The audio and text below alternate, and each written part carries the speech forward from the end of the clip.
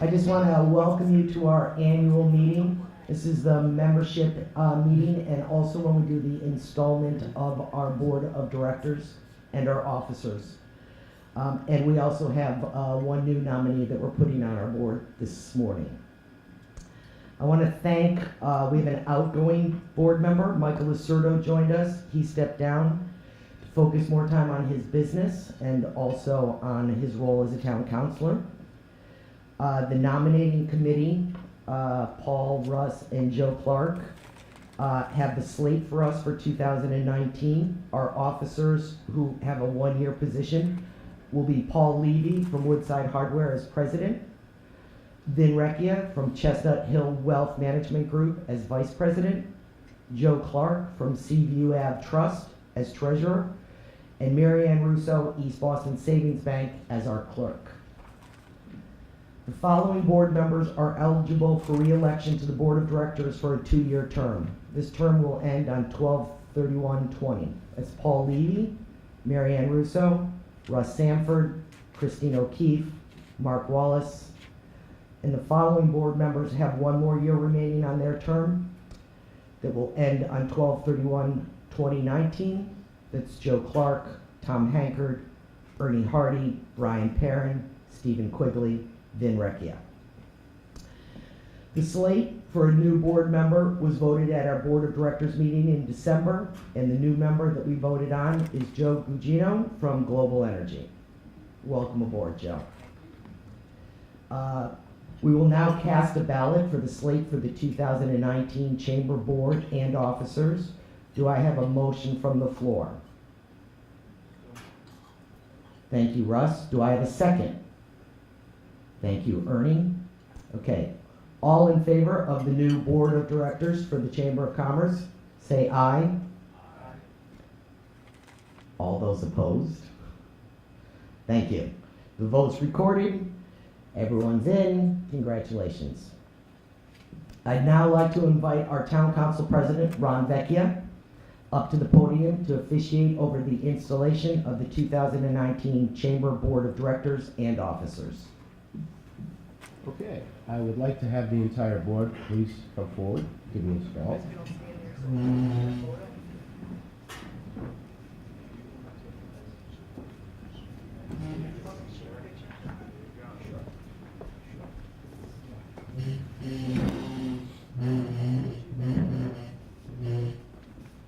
I see a lot of newbies up here. Before we get started, I just wanted to spend a moment to remember one of our councilors that just passed away this past week. It's been a shock to the community that a guy like Mike McDuffie, at a young age of 62, was taken from us. Mike was a pretty special guy, kind of a breath of fresh air on the council, and did a lot of good work the short year that he was on the board. So I just wanted to take the time to remember him this morning. Well, good morning, members of the board. I see a lot of new faces, and I see a lot of folks that have been here for many years keeping this organization together. So it's my pleasure to be here on behalf of the town of Winthrop to swear you all in. Stephen, do you want to take a picture before I do this, or during? During. Okay. All right, I'll ask you all to raise your right hand. Do you solemnly swear and affirm that you will faithfully and impartially discharge and perform all the duties incumbent on you as a member of the Board of Directors of the Winthrop Chamber of Commerce to the best of your abilities, and understand and agree to carry forth the Chamber's mission in accordance with the bylaws, so help you God? Welcome aboard.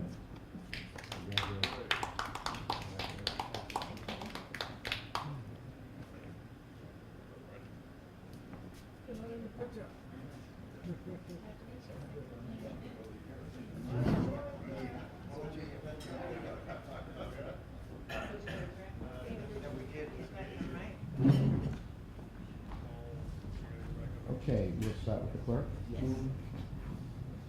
Mary Ann?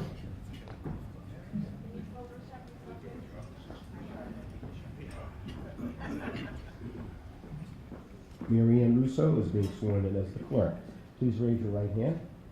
Do you, Mary Ann Russo, solemnly swear and affirm that you will faithfully and impartially discharge and perform all duties incumbent on you as clerk of the Winthrop Chamber of Commerce to the best of your abilities and understand and agree to carry forth the Chamber's mission in accordance with its bylaws, so help you God? Congratulations. Treasurer Joe Clark. Raise your right hand, Joe. Thank you. Do you, Joe Clark, solemnly swear and affirm that you will faithfully and impartially discharge and perform all duties incumbent on you as treasurer of the Winthrop Chamber of Commerce to the best of your abilities, to oversee all finances and understand and agree to carry forth the Chamber's mission in accordance with its bylaws, so help you God? Congratulations, Joe. Vin Recchia, who spells his last name without the V. You never mispronounce it, I love it. Okay. Do you, Vince Recchia, solemnly swear and affirm that you will faithfully and impartially discharge and perform all the duties incumbent on you as Vice President of the Chamber of Commerce, to the best of your abilities, to act for the President in his absence, and understand and agree to carry forth the Chamber's mission in accordance with its bylaws, so help you God? Congratulations, Vice President Recchia. And finally, Paul Levy. Steady Eddie. Always doing a good job. Please raise your right hand, Paul. Do you, Paul Levy, solemnly swear and affirm that you will faithfully and impartially discharge and perform all duties incumbent on you as President of the Winthrop Chamber of Commerce to the best of your ability, and understand and agree to carry forth the directions of the Executive Board and the mission of the Chamber in accordance with its bylaws, so help you God? I do. Congratulations. Congratulations to all of you. So, before I ask our town manager to come up, I'd just like to reflect on some of the things that have been going on in the community in the past year, I guess. We got off to a pretty turbulent start with not having a town manager. We had several interim town managers until we finally went on the hunt again, thanks to some of the people in this room that served on the search committee. And things kind of settled down halfway through the year. We have a new town manager. We have a new person as vice president and assistant town manager. So we've got some new folks on the leadership team, and we feel we're going in the right direction. One of the biggest issues that confronted the town is the situation down the center. The project that was on again, off again, on again, off again, financed, unfinanced, financed, and finally off the ground when the council approved the funding about 2 months ago. That project is a complete infrastructure project for the center, which is really needed very, very badly. For those of you who have businesses in the center, you know what you go through during stormy seasons, during a lot of rain and so forth, the flooding and so forth. So we're kind of happy that that's behind us, at least the approval of it, and we look forward to coordinating all the efforts to make sure that whatever happens down there in terms of the construction, that it's a minimal disruption to the business that are down there. And the town manager has formed his own committee to kind of oversee that whole project down the center, which includes folks from your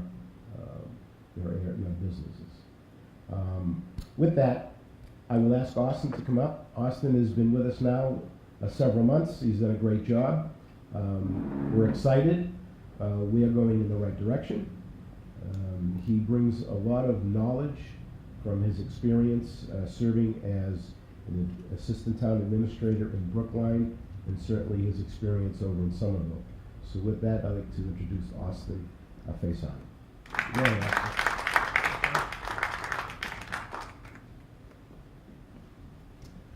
Good morning, everyone. Thank you very much for the chamber to have me here and invite me to speak. You know,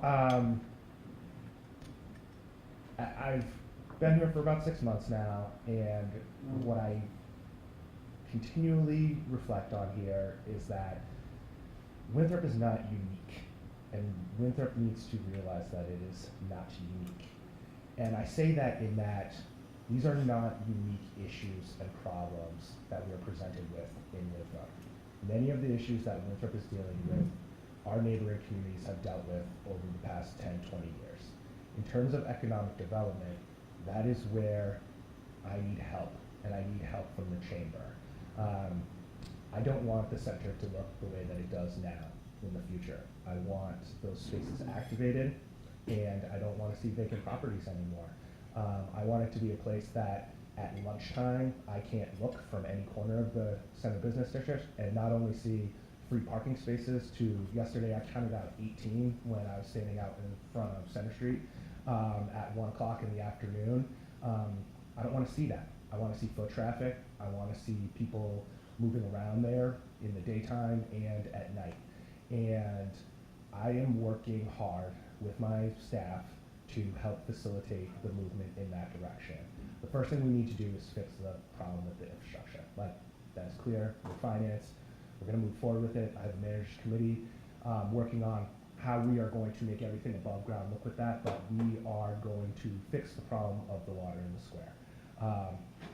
We will be facilitating the development of some sort of project at the middle school site in the next, I think an RFP will go out by this summer concerning that. And then in terms of Ingleside Park, we have money allocated from the environmental bond bill to have a large scale water storage facility there. So we will get water out of there. So water will not be a concern.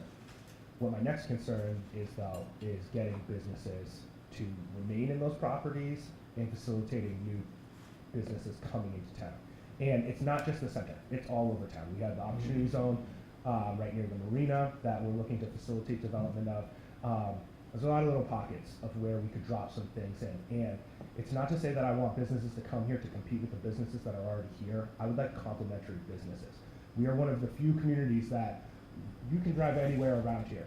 You can go into a square. There's going to be a fancy pizza place. There's probably going to be a wine bar. There's going to be some sort of brewery. These are businesses that are not going to compete with the businesses that are already in town. They are complementary, and they set almost like a scene and a mood. We need to help facilitate the center business district and other parts of town that people will come into town. Maybe they can't get into certain restaurants, but then there's another place for them to go, or there's a reason for them to spend some additional time. And that's where I need the chamber to help facilitate the economic development. I want to try to attract any business that is looking to set up in Winthrop, because where we are going to go in Winthrop is a more beneficial place for businesses to set up and shop. Right now, it is cheap to get into town, the rents are cheap, the property is cheap, and what we need to do is start facilitating foot traffic getting in. So if we have more employees working, that's going to be more people that need some lunch, type of thing. We are looking at the middle school site. If we can get a business in there or get any type of business in town, I would like 100, 200, significantly more, if possible, people coming into town. I drive into town every morning from Holliston, so I'm not close. But when I get past the airport on the Pike, it is smooth sailing for me because everyone is going in the other direction, and that's not what I want to see. I want to have to stop behind maybe a car or two along the way when I get into Winthrop and have some type of traffic that is not just around the schools in the morning. And I'd like to see that during lunchtime as well. I want to start having some movement in town so that we can kind of raise all ships together. Like the rising tides will help everyone out, and I need help in terms of the economic development, and then I also need some flexibility. We're going to come up with a better map for the Center Business District, and we're going to kind of re-engage the master planning document and process just so that we can come to a conclusion on the map. The map is where we kind of keep fighting about. Regardless, I want projects like the one that's presented at Family Dollar there. That's the type of thing that I want. We need more than one story in the Center Business District. You go around any squares, you can drive anywhere inside of 495. You are not having single story structures in Center Business Districts. These are places that are made for mixed use. And I need you all's help to help think through We can't stop everything because of parking. We can't stop everything because of height. We can't stop things because of competition and things like that. We need to help facilitating some of these things, because then many of you are residents of this town as well. Everything cannot continue to hit your property tax rate, and that is the route that you all have gone for years and years, and it's not a great route to take into the future. And what I would love for the chamber to help do is continue to help facilitate this economic development, and to kind of sell Winthrop as a place that Winthrop is investing in itself, and Winthrop is trying to fix its own problems so that people will come here, set up shop, and be part of our business community, so that you can have a more profitable chamber, and we have something to hang our hats in, because we're part of this wave that's happening with an international city that we can literally see out this window, and Winthrop should be benefiting from that as well. Not all of the money should be going that way. Some of it should be coming over here, and we need to kind of get out of our own ways at some points and help facilitate people coming here, spending their money, and making your businesses profitable. So I'm here to help that. I'm looking for the chamber for some help on that as well, and just being flexible and open to new businesses coming to town. And we're going to keep working together, because Winthrop didn't get into this situation overnight. It took years and years, and it's going to take years and years to get out of it. But we can kind of set a clear path forward. I have some longer term plans that I'm going to try to put out in terms of a 2030 plan and job development and things like that. But I need the flexibility from the community to say, we have a place to go, and we're willing to kind of get on board together. Everyone's going to take their lumps on different things. Everyone in the center, 2 years of construction, like full stop. It's going to be hard. It's going to be rough. There's going to be changes in traffic patterns, but it's going to be better afterwards. And that's what I keep trying to tell people, is that we have to take some of these lumps, and it's got to be a couple hard years. It's not going to be felt by one business or another. Everyone's going to feel it in unique ways, but we need to work that way in looking forward, because we need to fix some of the problems that we have here. So I look forward to working with all of you. The chamber has been very welcoming to me in my time here, and you know, Christmas was great. My daughter got to come up and turn on the tree with us and stuff like that. So I look forward to working with everyone, and I thank you very much for your time.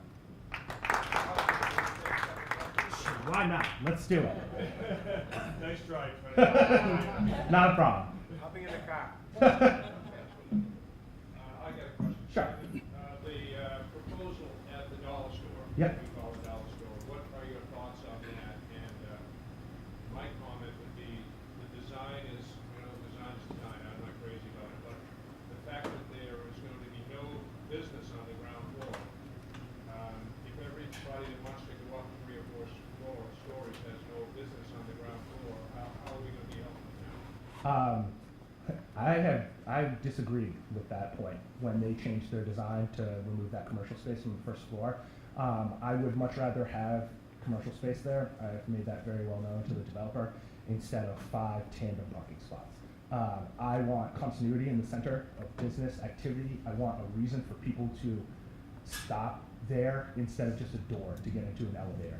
So I've told them multiple times that I would like to see the commercial development there. I want that to be a mixed-use building. I do not want it to be only residential, because I don't want part of our streetscape to be slats in front of cars in a parking garage. So I've made that very known. I would like the commercial property there included in the project. I think that opens up different funding avenues for them in terms of having mixed-use development, and I would like that there. In terms of the look of the building, that's modern design. It kind of looks like the Fenway area development and stuff like that.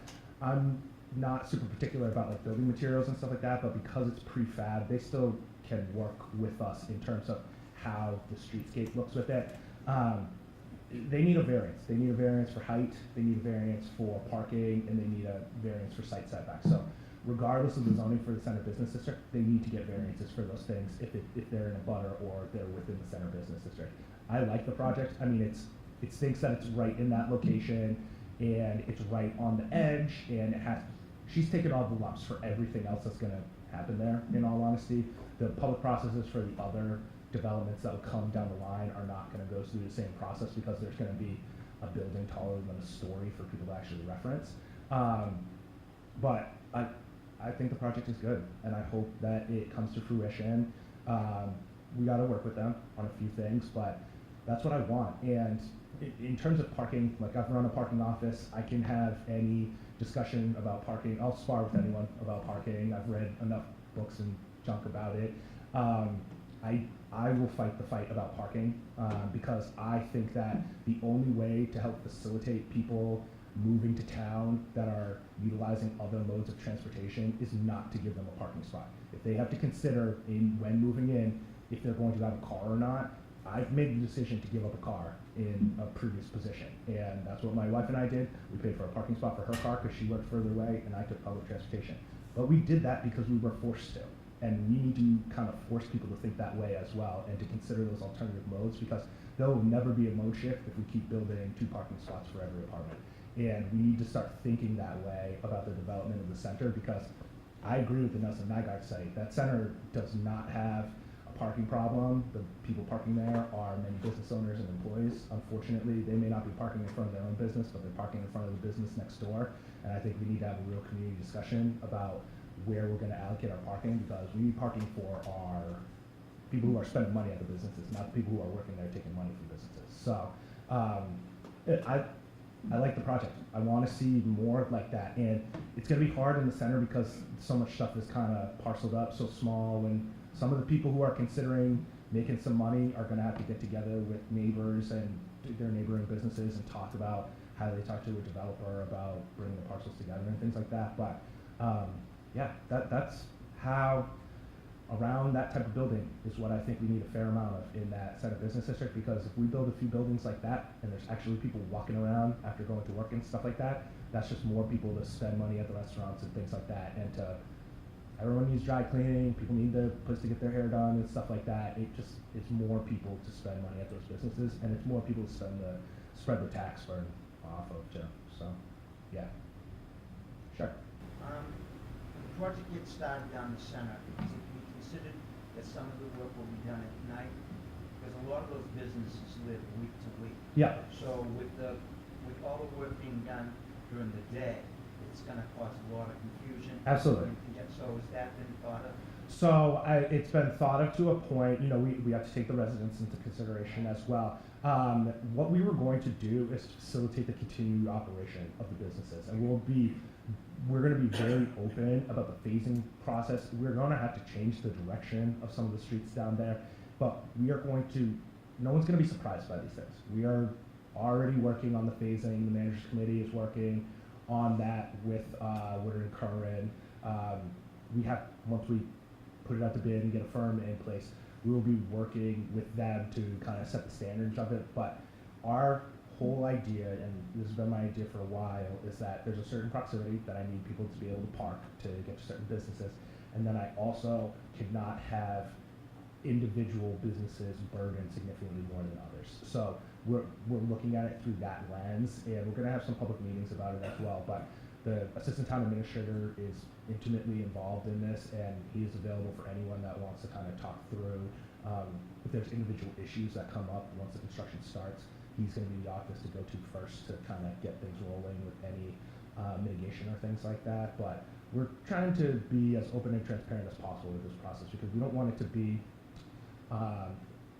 you calling my office and saying, why is this still happening? And me saying, yeah, maybe 2 more weeks. And then it's a month later, you're calling asking me the same question. We don't want to have that. We want to have people have expectations going in and help set those expectations and then follow through with what we're doing. So a couple different ways we're going to do it, but yeah, we're on that, and we don't want to impact businesses. We want to limit the impact as much as possible. Sure. A couple of things. A few years ago, I was part of a committee that worked with the Collins Center from UMass, and that was Joe was there, Russ was there, and we got development. It's quite a process, and I just wanted to get an opportunity to review that material that they had generated. I have read a whole bunch of reports that have been presented from Winthrop. I kind of make this joke sometimes. Winthrop's made a lot of plans over the years. A lot of plans, not a ton of execution.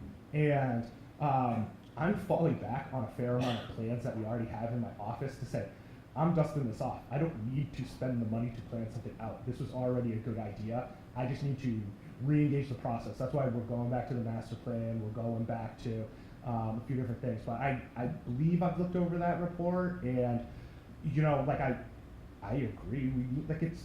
I think a lot of stuff comes down to we need more business here. Like we need to make it as easy possible for businesses to come. So I'm going to have a TIF committee. I will make it economically viable for new businesses to come here if they're looking to invest in this community. I'm not looking at it as like a tax break for them. I look at it as we're still getting the same base tax. It's what the increase of the value of the property is that we're giving them a little discount on, but that discount is to try to entice them and recruit them to come. It's not that they're getting like any necessary benefit over other businesses that are already operating. Sure. The second question was, that was an issue for years in terms of streamlining the process of new businesses, especially small businesses. They found that, you know, the different things they had to do cost them a lot of money up front. It was this kind of impediment in terms of them opening up. So that's something that you're addressing now. Yeah, I'm trying to as much as possible. Winthrop has had the unique position of not having a planning department and not having someone tasked with economic development. You kind of, that task was pushed onto the chamber to a certain extent, and there was the assistant town manager, Joe, who is in Hamilton now and doing good things.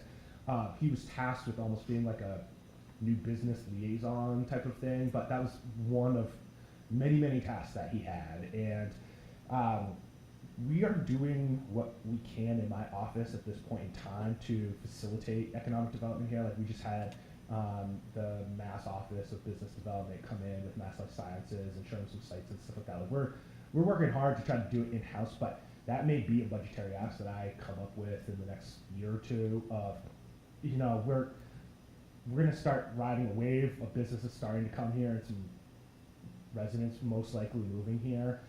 That we're probably going to have a staff member specifically tasked to facilitating new business and recruiting new business to come here, because as some of these places get redeveloped and are made mixed use, they're going to have a bigger footprint than some of the businesses that were there previously. And if the business doesn't want to continue operating in the same space, everything, we're going to have to be looking for some new blood from time to time to kind of come into town. So that may be something that I'm working on in the future. We're trying to do it out of my office at this point in time, but everything from as big as the middle school site to individual parcels, we're trying to sell people and other businesses on, come to town, come set up shop here. We're gonna make it worth their while. All right, with that, I will say thank you, because I don't want to give anyone else an opportunity to ask another one. So thank you very much, everyone.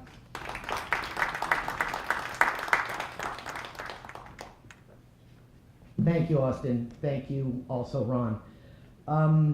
Paul, just as an added for that question that you were asking, one of the things that we've been really doing in the chamber office also is we field a fair number of phone calls of new people looking to start businesses, and we encourage people to sort of start with us, because as I agree with you, there's times where it's hard for them to figure out how to get through the process. And because of our work over the last couple of years with Town Hall and our continued work now with Austin and his department, we're able to at least hear what the businesses are that people are trying to start and how to help move them forward to get them to the first line of people they need to do. You know, is it the town clerk's office? Is it a bank? Is it inspectional services? Those sort of things. And we can really help them do that.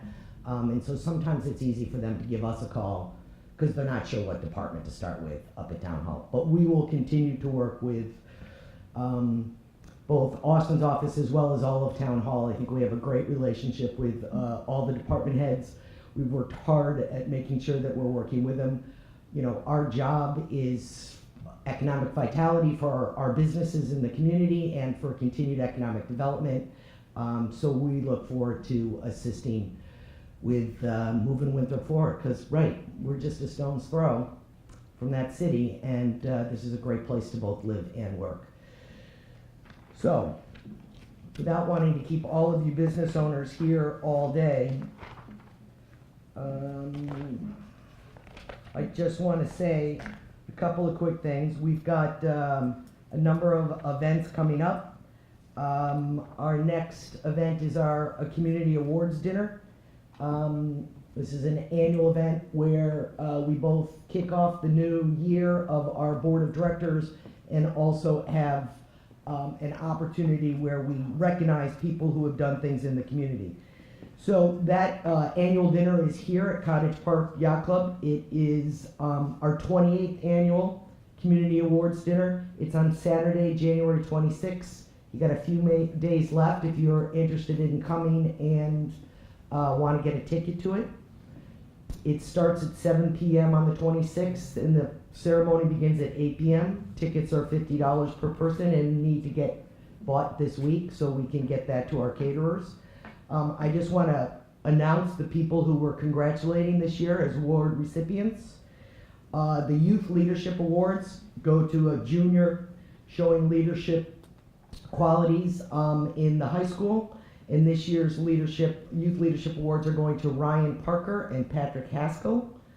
The Educational Excellence Award is for a teacher. This is one that's decided by the Teachers Association, and that's Jeffrey Beck. Town Service Award is going to the Medical Reserve Corps. This is a group of great people who volunteer their time to assist when there are medical needs or there's flooding or something else that goes on in the community where they can step in and help. Excellence in the Arts is for Richard Honan. There's a lot of driftwood out there that he's been working on. And he cleaned up the beach, Paul, you're absolutely right. Our chamber member of the year is to Dan Carney and his company, Print Boston. Our Patriot Award is Roseanne Mazzucchelli. Our Community Services Award is Survivors by the Sea. Our Business of the Year Award is Robin's Nest. And we have a Lifetime Achievement Award going to Dr. Pransky and a Distinguished Service Award going to Russ Samford. So, on that note, we really hope that a lot of you will join us. Luckily, WCAT will be there, so we'll also get it filmed. At this point, I just want to say thank you all for coming. We really look forward again to working in this next year with the town. We expect we'll be very involved with trying to work through the Center Business District, infrastructure work, helping businesses stay open. It's really important that everybody in town who stays in town is still walking those streets and buying their lunches or their dinners at those places in the center, even while the streets are under construction. I want to thank Mike Cabral from WCAT and Roger from the Center Cafe, as always, for helping us out. I'd also like to thank the Winthrop Sun Transcript for their always being here and supportive, and also for the Cottage Park Yacht Club for getting up early and helping us on these events. Have a good day at work, and we'll see you on the 26th, hopefully. Thank you very much.